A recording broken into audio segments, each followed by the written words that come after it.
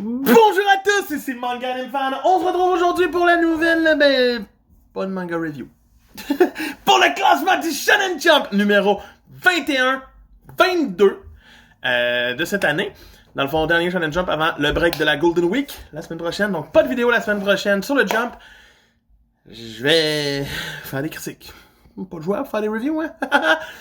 Mais sans plus tarder, abonne-toi, like et commente, puis on se retrouve tout de suite pour la partie hors classement. Cette semaine, la couverture revient à toutes les séries du Jump. C'est tout. Sinon, le lead color, par exemple, revient à One Piece avec un magnifique double spread. J'adore toujours ces images. Sinon, les autres pages couleurs reviennent à Undead Unlock pour son résultat du concours de popularité. Donc, je voulais les images, vous voyez quand même assez bien le classement, pas besoin de plus de détails. Sinon, les autres pages couleurs reviennent à un chapitre spécial de IQ, qui fait un petit retour dans le magazine cette semaine pour nous dire « Bonjour, il n'y a pas d'autre manga de sport aussi bon que moi dans le magazine, hein? » Et on aura aussi le droit au one-shot Yasha Rasetsu Aratamekata. Donc, c'est ça pour les hors-série cette semaine, hors classement. Pour ce qui est des absents, on a Hunter x Hunter. Par la suite, pour ce qui est de la zone rouge, cette semaine, on retrouve encore une fois Protect Me Shukumaru en 17e position, précédé par Ayashimon, qui est précédé par Doron Dororon. Une autre série qui fait une chute intense, c'est High School Family, qui se ramasse en 14e. En 13e position, ma douleur, c'est Marshall,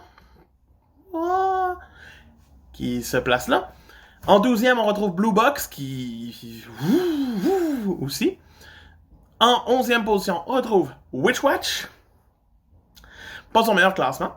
En 10e, c'est PPP, qui se maintient, hein, sans rien dire. En 9e position, c'est Mission Yosakura Family, qui continue de quand même être dans le ventre mou.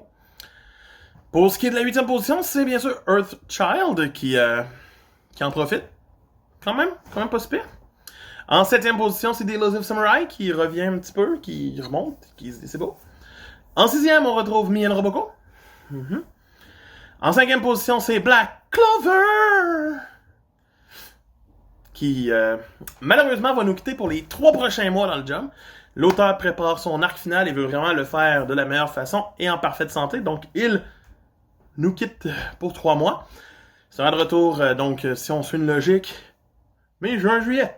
Fin juillet, on devrait avoir du Black Clover. En 4e position, on retrouve Sakamoto Days, qui s'est fait enlever le podium cette semaine. Par qui? Ouais. En 3e position, Akane Banashi. Premier podium en 4 classements. Bravo à Akane. En 2e position, c'est bien sûr My Hero Academia, qui devra s'incliner devant le podium numéro 1, Jujutsu Kaisen. Pour ce qui est des informations du prochain Jump, dans le fond, qui sortira dans 2 semaines, je le rappelle, on aura une nouvelle série en couverture qui parle de smartphone. Ça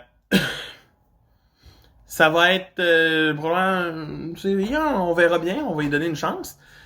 Mais ça va clairement enlever une de nos séries en danger, probablement, très fortement. Protect Me Shukumaru s'en va à la prochaine fois. Sinon, les autres pages couleurs reviendront à Mission Yosakura Family, à Akane Banashi pour récompenser son rendement, et bien sûr, à Undead Unlock, encore une fois. Donc, pour partir l'arc de Ragnarok comme du monde. Voilà. C'est le Manga Anime Fan qui vous dit, pour plus d'informations, plus de reviews, abonne-toi, like, commente, puis dis-moi ce que tu veux dans les vidéos. Bye!